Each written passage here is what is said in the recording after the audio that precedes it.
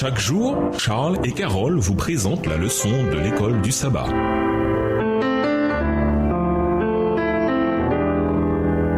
Bienvenue dans votre émission Dieu nous parle.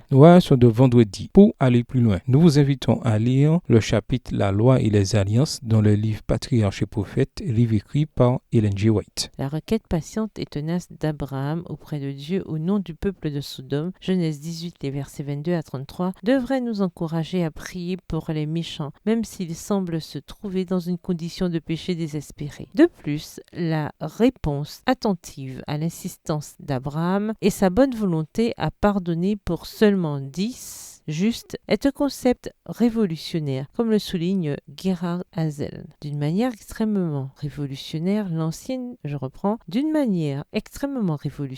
l'ancienne pensée collective qui punissait tous les membres d'un groupe coupable, même les innocents, a été transposée en quelque chose de nouveau. La présence d'un reste de personnes justes pouvait avoir une fonction de préservation de l'ensemble. Au nom de ce reste juste, Yahvé dans sa justice, Tzedaka pardonnerait à la ville méchante. Cette notion est largement développée dans la déclaration prophétique du serviteur de Yahvé qui donne le salut à beaucoup. Texte tiré du livre The Remnant, The History and Theology of the Remnant Idea from Genesis to Isaiah. 3e édition, livre écrit par Gerhard F. Hazel, aux pages 150 et 151. De tous côtés, nous sommes entourés d'âmes qui marchent vers une ruine, tout aussi fatale, tout aussi effroyable que celle qui allait frapper Sodome. Chaque jour se ferme sur un être humain la porte du salut. À chaque heure, des âmes passent la limite de la miséricorde. Où sont les voix qui avertissent, qui supplient le pécheur d'éviter l'affreux sort qui l'attend? Où sont les mains tendues pour l'arracher à la mort? Où sont ceux qui, en paroles brûlantes d'humilité et de foi persévérante, plaident devant Dieu en faveur de l'homme perdu? L'esprit manifesté par Abraham était l'esprit du Sauveur. Le Fils de Dieu est lui-même le grand intercesseur en faveur du pécheur. Celui qui a payé le prix du rachat de l'âme humaine en connaît la valeur. Extrait du livre Patriarches et prophètes, page 120, livre écrit par Ellen G. White. À méditer. Seul l'arc-en-ciel et la circoncision sont appelés des signes de l'alliance. Quels sont les points communs et les différences entre les deux alliances? Bien qu'appelé par Dieu et bien que souvent cité dans le Nouveau Testament comme l'exemple de ce que signifie vivre par la foi, Abraham chancela parfois. Quelles leçons devrions-nous tirer de son exemple? Certaines personnes rejettent l'idée que Dieu punira les perdus en disant que cet acte irait à l'encontre de l'amour de Dieu. Comment, en tant que personne qui croyons que Dieu en effet punira les perdus, répondons-nous à l'argument qui dit le contraire? Au revoir. Et à demain si Dieu veut.